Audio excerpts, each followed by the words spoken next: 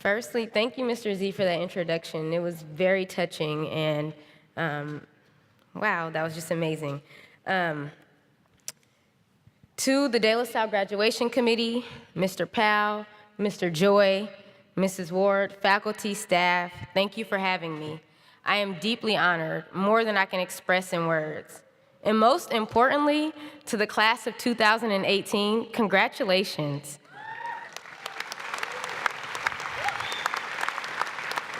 For some of you, you were certain that this day would come. For others, maybe you weren't so sure. But either way, you're here.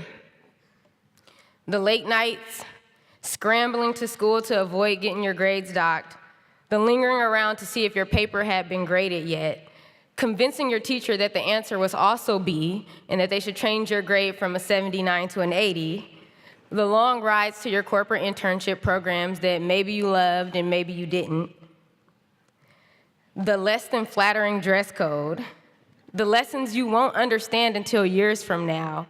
Through it all, you made it, and you should be extremely proud of yourselves, because I am, and I know your family and loved ones are.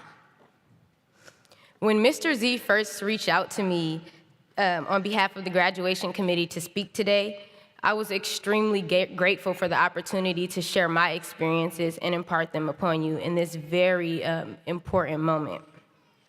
And then I felt like a high school student all over again. Mr. Z wanted his assignment, a draft of my speech. And so the nagging began. How quickly I reverted to the art of evasion. Well, I still haven't sent him the speech, but I am hoping that what I have to say will be meaningful to you and that it helps you to navigate what is to come with some sense of assurance, peace, and hustle. I'm going to share with you a few of the practices that have been critical to my success so far and that I believe will help you along your journey. First, dream big and don't tell yourself no. The world would do enough of that without you counting yourself out. When I was applying to colleges, Spelman was my dream. I envisioned myself there and I couldn't shake that image. U of O offered me a full ride, and Spelman gave me $2,000 of their $46,000 tuition. I talked to my mom and I wrote her because she was away serving 10 years, and I informed her of my dilemma. And she told me, go to Spelman, because if that was my dream, money should not stop me. And if it's in God's will, then it'll happen. So that's what I did. I had enough scholarships for my first year with a couple of fundraisers, selling spaghetti in Portland, and I just had to figure out the rest. I wouldn't give up on myself. I decided that Spelman would have to drag me out kicking and screaming before I left. You must be relentless in pursuing your dreams, persistent and unapologetic. I was in the financial aid office every week. Every time I applied for a scholarship, I let them know.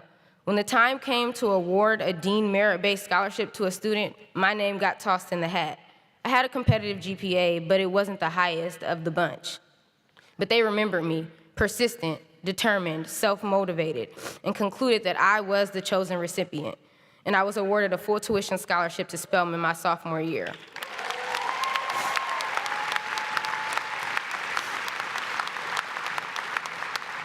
I could have given up, just like you all could have given up when hard times struck. When I had a balance of thousands of dollars I didn't know how I was going to pay, when I had to take out loans I didn't plan to, but I had to ask myself, how much was my dream worth? Which brings me to my next point about investment. Every action you take, every endeavor you choose to invest your energy into is an investment. You never get that time or energy back. So be selective, intentional, and thoughtful. Consider your returns. When I was applying to law school, I had to take the LSAT, the law school admissions exam. I had a lot of books and practice tests from my other friends, and I thought about if I was going to study by myself or if I was going to take a course. And I decided that I needed to take a course to set myself up for success. But the course that best fit my learning style was the most expensive course. But I decided that if I could get into a better school, get more financial aid, and have more options for my future, it was worth it on the back end. Would I dismiss all of that for $1,500? When I look 5 or maybe even 2 years from now, what will I remember? The money or the opportunity to give myself the best shot at success? I decided that I was going to take that course. And so I went and I made a way, and my job actually helped me to pay for 2/3 of the cost after I explained the importance. I knew that when I took my first LSAT, I didn't get the score that I wanted. And everyone was saying, go ahead and apply. You should be able to get where you wanted to go. But I decided that I didn't want to roll the dice with my future. I wanted to play chess and strategically set myself up to achieve the goals that I had aligned. Yes, I'd have to pull my books back out and spend weeks studying again, answering all of the invasive questions about why I was taking the test again, and not being discouraged by the doubt I saw on people's faces when I shared my aspirations.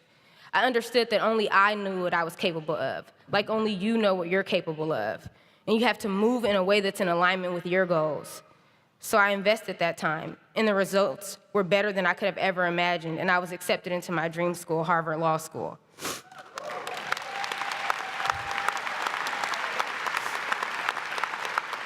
Was it worth those extra couple of months spent studying? I can't even remember them now.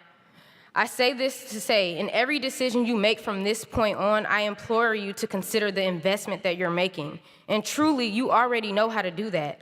That's right, when you decided to miss those hours of sleep to complete an assignment, to spend many nights in the gym with your teammates, or countless hours writing the perfect lyrics, remembering hundreds of lines from your script, or drawing the perfect piece of art, you are making an investment in yourself. And big or small, good or bad, you reap the returns of those investments. Again, the next thing I'll say is surround yourself with the right people. My sophomore year, I got in some trouble. My dad will tell you, he would tell you about it, but it was a moment where I could have either been incarcerated possibly, or I could have had another opportunity. And I was given that other opportunity, but I had to decide that I was no longer going to hang out with the same people that I was hanging out with, because your network is your net worth. So those people that you hang around with will determine how far you can go. So you need to keep the right people in your circle.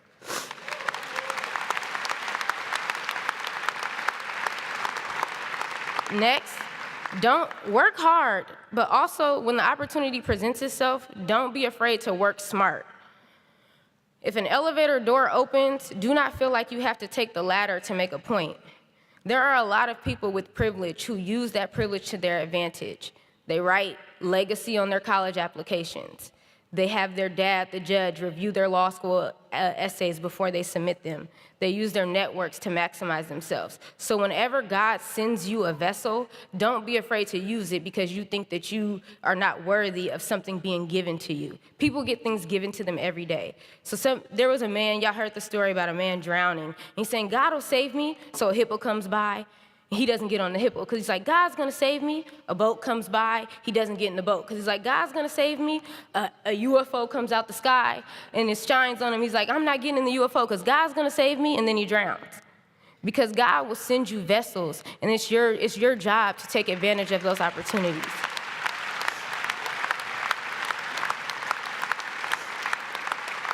My next point is simple. Be kind. Be kind to yourself, and be kind to others. Be better than you were yesterday. Forgive yourself when you make mistakes. Talk positively to you. You should be your biggest cheerleader. How you treat yourself has a direct correlation to how others perceive you and treat you. So be kind. And practice self-care. I know Mr. Z mentioned, we used to say we'll sleep when we're successful. Yeah, you have to grind, but you also have to take that time to give yourself a break. Mental health is so important, and you have to make sure that you're taking care of that at all times. So you cannot exhaust yourself. The most revolutionary thing that you can do today is love yourself fully, wholly, and unconditionally, especially at a time like this when hatred and bigotry are seemingly dominating public discourse and policy.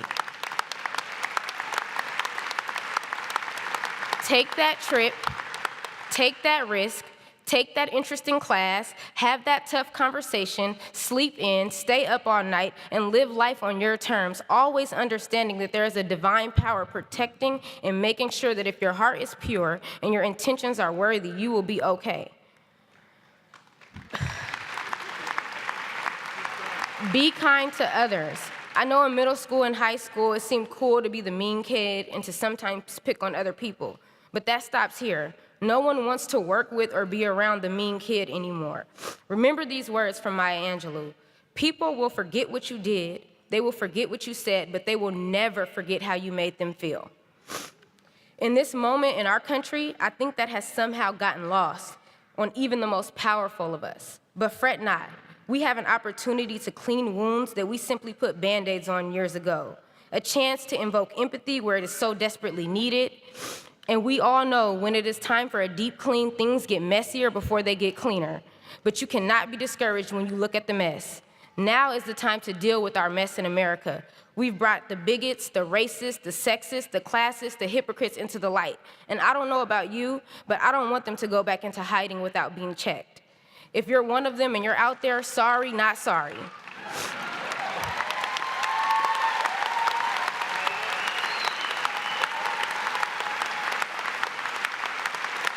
For our country, for our future children, and for the most disadvantaged of us, we must work toward better.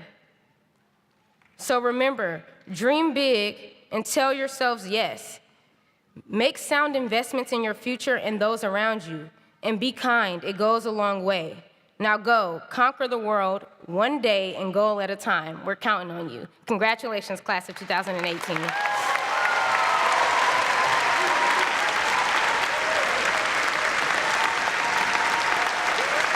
Thank you.